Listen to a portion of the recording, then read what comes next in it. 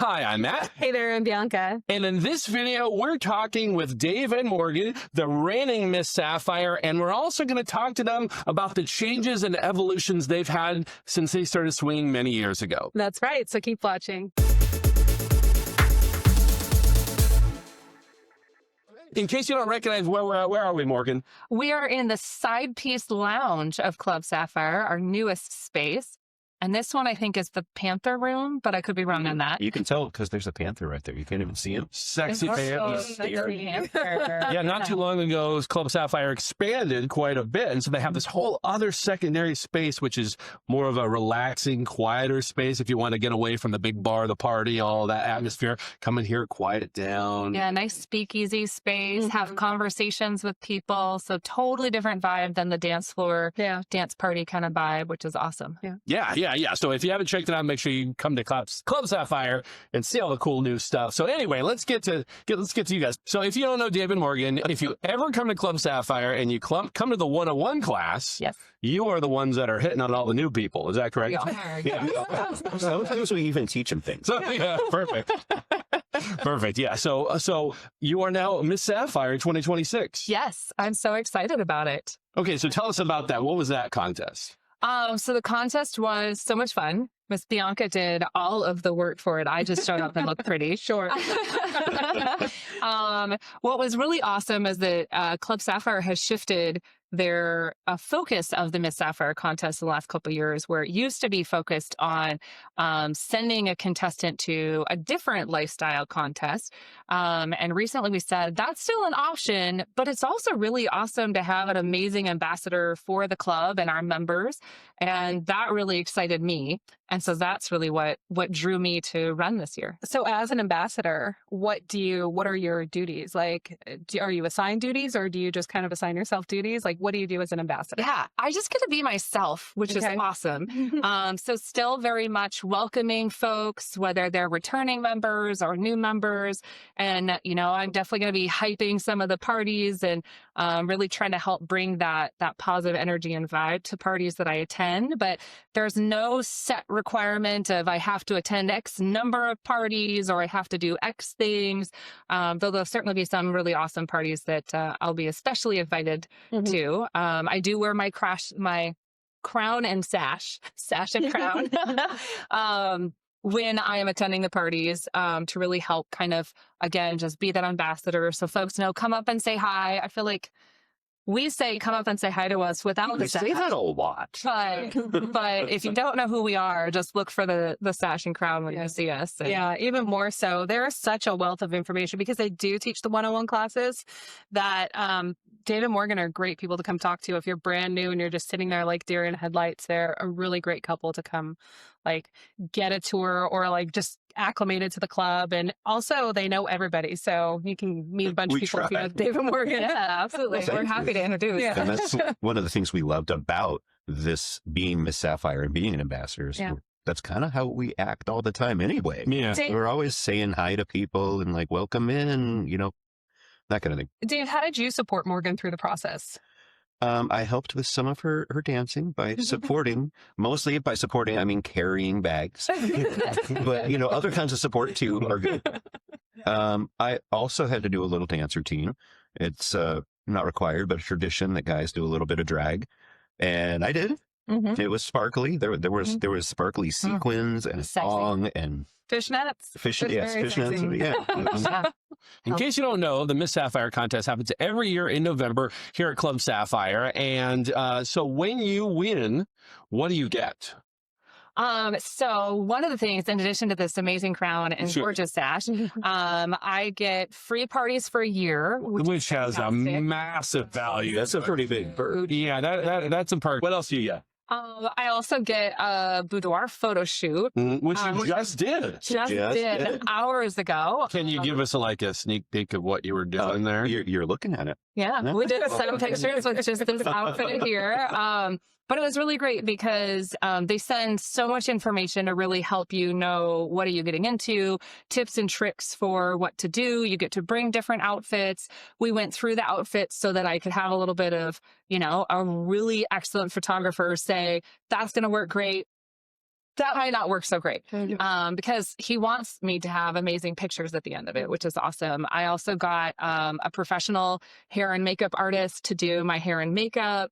And then it was really just about having an amazing, awesome, sexy time with us. We got to bring our own personality to it. So it wasn't just a rote, here's the 8 things that everybody does kind of thing, but really bring our own personality to it. So I'm really excited about that. We brought changes of clothing, but also some different accessories and things like that to kind of make scenes. Sure. So there's a lot of board games, possibly some books. There were some books. Yeah. So this is DeLorme up in Seattle, right?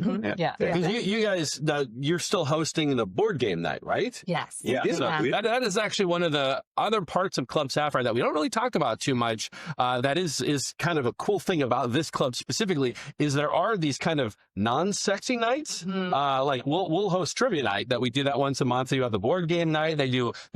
I mean, either sexy, non-sexy, however you want to call it. Naked karaoke can be sexy or not, depending. What's that? I gotta think of it as silly karaoke. Silly karaoke. Yeah, because I definitely do the songs that I would not do at a regular bar. Sure. And people will take their clothes off if they feel like they're going to do that. So, and of course, the playrooms are open those nights too. So it's actually a really good deal to come because it's like a much lower price on the Wednesday, Thursday club nights to come and do all the fun things. And then if you feel like doing the stuff in the back, you can do that. Exactly. So, well, and the board game night and the karaoke night and the trivia night, I think, are all really great examples of club members requesting things. And so the new club website has the option of creating groups, and any member on the site can create a group. And so we created a board game group because we like that, and other people like that, and they joined that group. And when that group got to be a really good size, then the owner said, oh, maybe we should do that as a night. And that's really how that got to grow really grassroots from the members organically, something of just, we wanted to have that. And that was awesome. And that's one of the great things about the club too, is they're not just like, it's not a sex club. It's really, they're creating this community of people. And it's so great to be able to make new friends and meet new people and share experiences and things that you have in common. And if you want to have sex, you can. I mean, yes, that's actually my favorite part. We definitely have met people playing board games, and that's a great way to ice break, to flirt, to banter, to get to know people, and then go to the back and play. And that's pretty hot. We actually met a couple of couples playing Catan. And it turns out she really did want my wood. Yeah, that's true.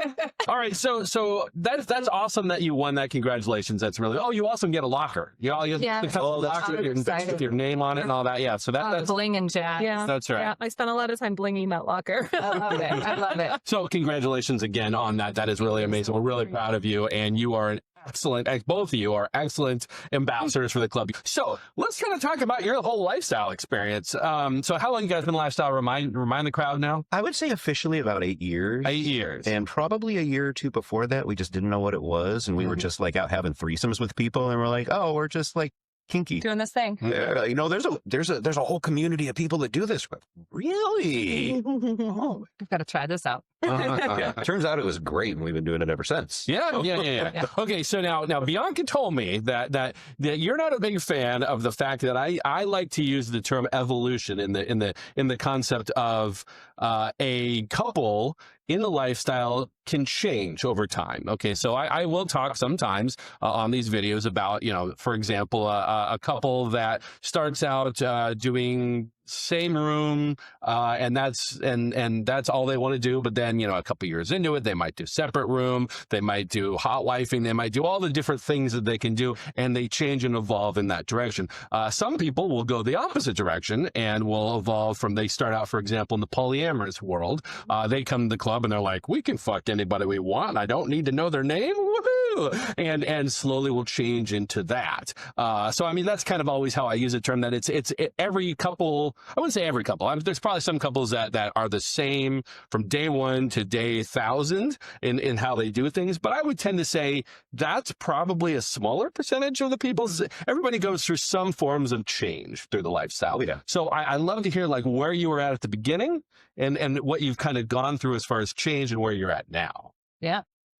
Yeah, I think when we first started, we were very common for people entering the lifestyle is we were looking for a unicorn, and we found a few. We did. And logistically, that's really hard to do when you have kids at home and like everybody's got schedules. And like it was a challenge. Yeah. And we came here. We progressed more into groups and other couples and all full swap, that kind of thing. Sure.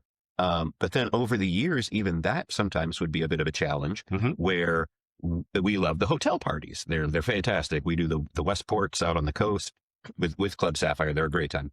But we're always working somewhere, and we were just like getting the two of us in the same place at the same time was impossible. We're always doing something. We had 1 hour on a Friday afternoon at 2 p.m. It literally was. We were inviting couples like, hey, you're free for an hour. You want to go?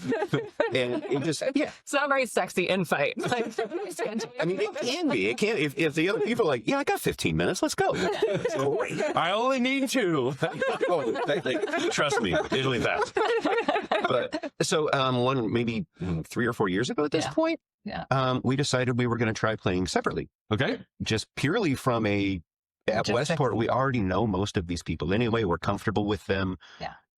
There's no concerns or anything like that. So we said, yeah, why not? And it was great. We had a fantastic weekend and said, we can continue to do this. Yes. And it was my idea. Yeah, that's where I was going with it. So idea, like, how do you approach that topic to each other? Because that is a big change for people. Big change. She did not have a spreadsheet. I know it's a surprise. Did he know that? She had worked it out quite a bit in advance. Yeah. Well, and I mean, Dave and I not just advocate communication among couples lifestyle, but we really do talk a lot. We also have an amazing couples therapist who is E&M.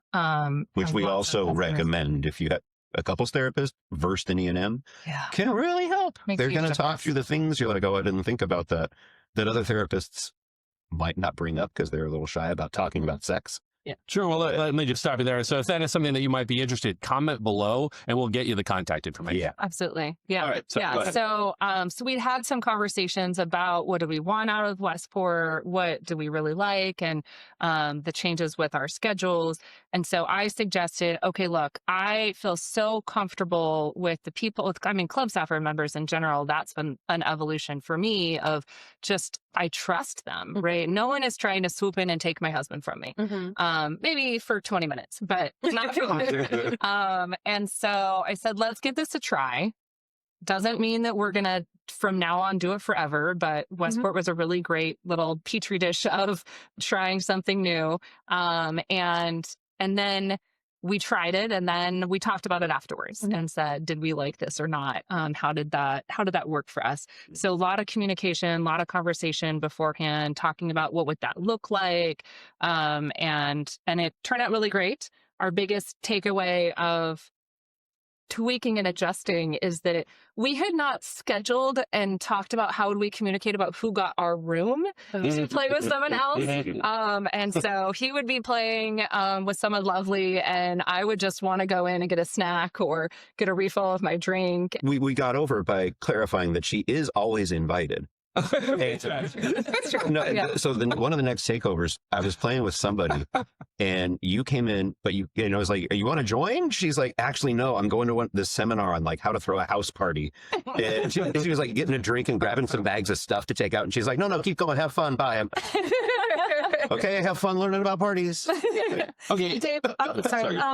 How did you feel when Morgan, what was your gut reaction when she brought this up to you? Oh, I was very happy. Yeah. I was very happy. Did it surprise you at all that she brought it up? A little bit, yeah, because we'd always been a little more, trying to stick together and make sure we're equitable in who's doing all the sex. And it was sort of a challenge of just the timing of it. And we'd work all day, and then it hit, if we made it to midnight, like, okay, no, going to bed, we're tired. Like, we haven't actually done anything all weekend but work. It's kind of sad. Yeah. Did you have any concerns or anything with?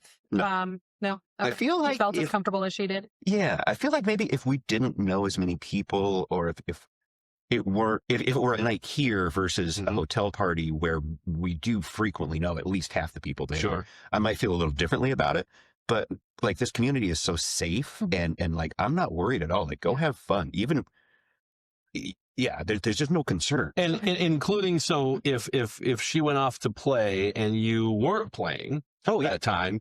Do you have any feelings of concern or jealousy or anything like that? Or what? Envy. Well, envy, sure. Yeah.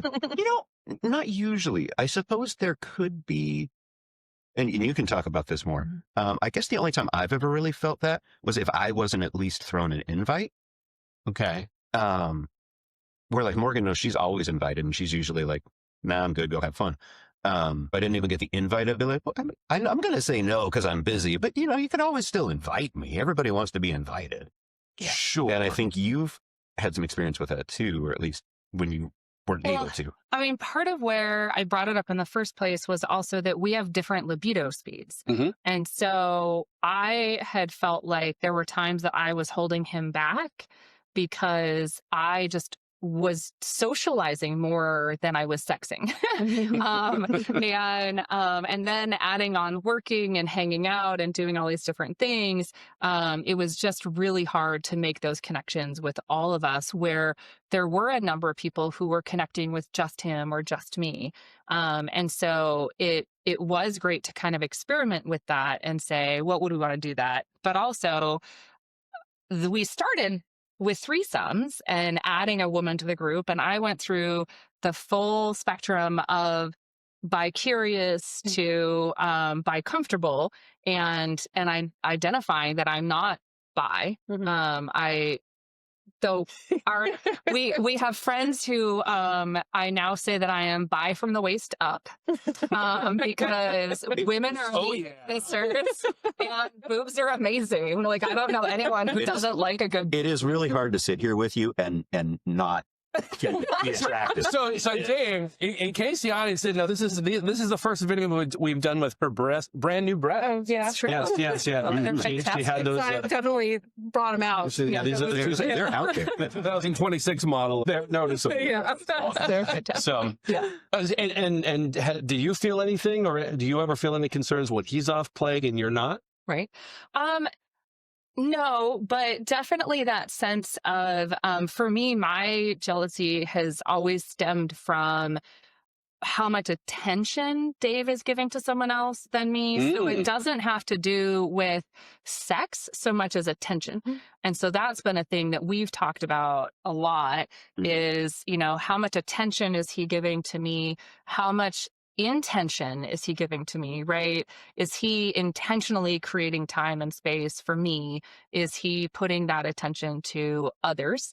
And so that has always been the harder part for me, where when we are at like a takeover, there's so much for both of us that it's really nice to find that balance, where back home it's a little bit more work to make sure that my jealousy isn't being tapped based on our intention. And well, that's actually really interesting that you bring that up. I'd love to expand on that a little bit, because I know that Bianca and I mean, we've run into that as well. Early on in the lifestyle, we'd be at a club or at this Club Sapphire or some big event, and she would come back sometimes with, you practically were ignoring me because we're dancing, but I'm looking over here and I'm making eye contact with these people over there and seeing who I could start a conversation with. And she felt that my attention wasn't necessarily focused on her, but it was difficult because from my perspective, it's like, I mean, I love you, but I don't want my perspective to be on you. I want my perspective to be on everybody, so that we can connect and we can have fun and do all the social things. And there was a lot of headbutting as far as that was concerned. And I learned to change and fix that. It took a while, but we were actually just talking to another couple who was actually running into that same thing, where you get excited from a social aspect and you really were running into that. I just feel like you're not connecting with me. Is that? Yes. Yeah. So we recently had a party where we tried something new, because that's the other part of sometimes you don't know what's going to work. You got to try a whole lot of different things, where I made a specific ask, which is also really helpful because sometimes I don't know what I want. And so he can't give me it if I don't know. But I specifically said, hey, when we go to this party, can we start together. It doesn't have to, again, it's not about the sex. So it wasn't about starting sex together, but just at the party, can we start and be a couple together, and can we be giving each other attention initially, and then be socializing, and then expand out to wherever the evening takes us. And I thought that went really well. That was a lot of fun. Did you have a time limit on that? Like, how do you know when the couple times I mean, over? it wasn't set, but Yeah. we eventually hit the point where we're like, no, I feel like we can probably move on now. Was that a conversation that you just had like off to the side, or just Yeah, kind of like, kinda, couple, so you kind of know each other? Yeah, and- like, you feeling good? little bit. I'm ready to go. Yeah, Okay, but we did pull it to the side just a little bit, because I do appreciate that Dave was very much doing what I asked, which is awesome, right? Because I gave him a specific ask. He's like, great, something I can clearly do that you've asked. And then we did have kind of a pull off to the side a little bit and check in and say, okay, I'm feeling good about this. I really appreciate this. Now, where do we want the rest of the evening to go? Yeah. Yeah. And that worked really well. And it really helps to have those specific asks of this is the thing I would like. Mm-hmm. Because when your answer is, well, I don't know what I want. I just want something. And you're like, well, I'm going to try something, but... Well, and I think that's a really good idea. And I think, as always, communication is so very important. And that is a great form of communication, but also like you trying to figure out kind of what you need and how to ask for it. Like, it's hard when you're getting mad at your partner because you don't know why, but you're just mad because of this thing and you can't explain it, and they can't fix it if they don't know what's going on. So Yeah, that's a great example of how you can do something and communicate well with that. That's really good advice. You have a great example of getting mad at a partner for going off and playing without you. it's true. It's true. Well, now we need to hear that. Yeah, it's a funny story. But This was just in the last like year. 6 months ago, maybe. Yeah. So this is, years into us playing separately, both when we go to a party together, but also I would then be comfortable sending him to the club to play by himself or to a party and say, hey, go be a solo guy tonight. We call that a hall pass. Oh, right. Hall pass. Yeah, there you go. And normally I'm content as a kitten to stay curled up on the couch, watching my rom-coms, reading my book, and in my sweatpants. But one particular night, I wasn't feeling very good. And so I had sent him off to the club to play. I'm getting ready to go to bed. I am just miserable and unhappy. And I get really upset at him and how he's off having a good time. And I want to go to bed. And why isn't he here taking care of me? Why isn't he here with me? And so I started drafting a text to him because he has a smartwatch. And I know that like it would ping in the middle of sex. And I wanted to interrupt his time. And I wanted like him to be interrupted. And as I'm drafting this very irate text, I was so glad that I like took a beat and I went, is this really what I want to do to my partner? And so I took that text and I copied it over to my notes. So I was like, I'm not ignoring how I'm feeling, but is this really the best way to communicate that to him? And so I copied over the notes. I didn't send the text. I went to the bed, grumpy as I was, went to sleep. And then the next day, I pulled him aside and I said, I just want you to know how I was feeling. And it was so hard because he didn't do anything wrong. He did exactly what I told him was okay. We checked in before I left. Like, you good? Yeah. You got dinner? Okay, well, I'll see you tonight. Sleep good. Yeah. Yeah, he did all the right things. And so I was like, but these were my feelings in this moment. And so I want to share this note with you and I want us to get to talk about this. And that was really tough, but helpful because then by the next day I was feeling a little bit better. It was a short-term, but thank goodness.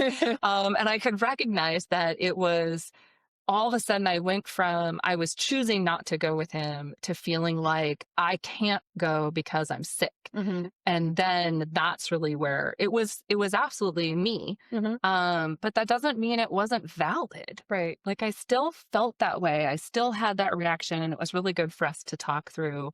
But yes, very much. Would you handle things differently in the future if you were feeling sick and you had already had plans for, I guess, would you if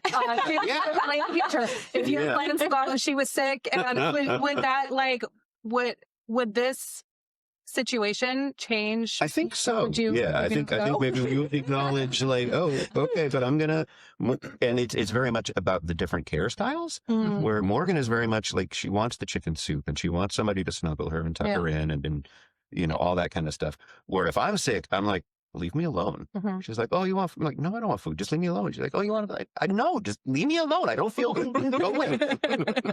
She's not that way. Okay, so when she wants all the attention. When she's sick, you stay home. Yes. Okay. If I'm sick, like, no, go away, please. That's fine. If she's sick, I'll take care of her. Yeah. So will you have any recommendations for people watching if they're thinking about changing things up? If they're thinking about evolving, moving on to some other way than they have been playing since they started? Yeah. Well, talking is the big one. Of course. And be honest. Like, get into the nitty gritty stuff that maybe normally you would talk to your partner, you're like, oh yeah, cool, totally. I'm totally cool with that. Yeah.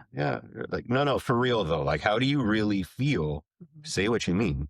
Yeah. And we recently went through a small change with not doing threesomes anymore. It's not. You're not doing threesomes anymore. Yeah. At all. Male. Big change. It's a significant change. Yeah.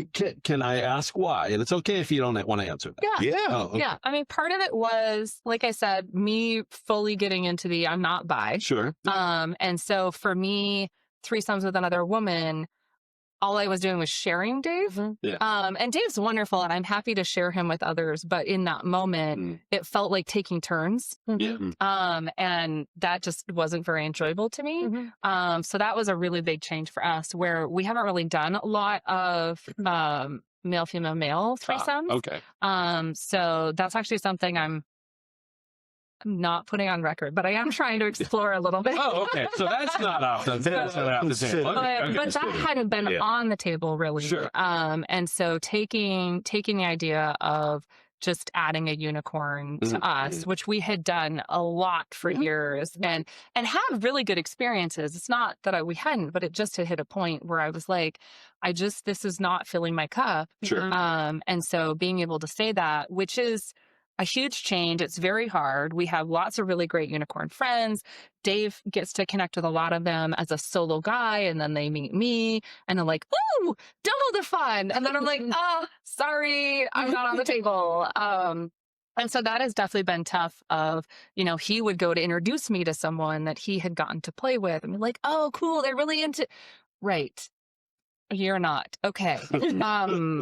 I need to adjust to that. So you just need to find 2 single girls or 2 mermaids or something like that. Yeah, see, 2 mermaids would be ideal. You don't want to mermaids versus unicorns already, right? Yeah, absolutely. But you can remind everybody that. So a mermaid would be like a unicorn, but that is married. Plays solo. A woman with a hall pass. Yeah, basically, a woman who married one with a hall pass.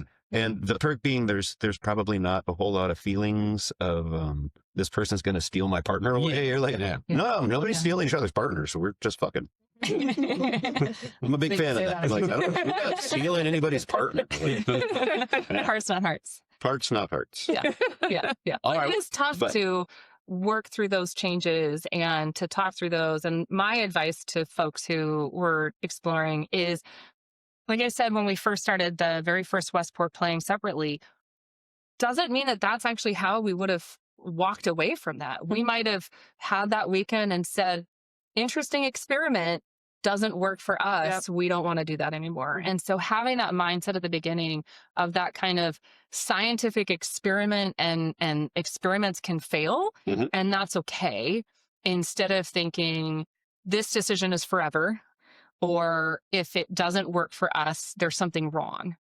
I think that would really be my biggest advice is that try things and it's okay if it doesn't work as long as, again, you're talking through it. And like Dave said, describing in detail what of it didn't work, because there's so much variety out here that you can totally then tweak and adjust. Like for us, we talked about the logistics were a pain. And so we're like, okay, you have to tell the other partner if you're going to use the room. Yeah. And then we just finally went, just don't use the room. There's a playroom. Use that or go to their room, but don't bring them back to ours. Yeah. We can have the same rule. He's sleeping. Yeah. Exactly. I need that space to retreat and go do my own. Yeah. Wonderful. Well, I really appreciate the interview. And here's something interesting. We're going to come back and actually do a second interview with them because there's something very interesting about them that you wouldn't even guess from having these sexual conversations. They're actually very religious. So we're actually going to talk about Christianity and swinging in our next episode. Thank you so much for watching, and we will see you next time. See ya. See ya.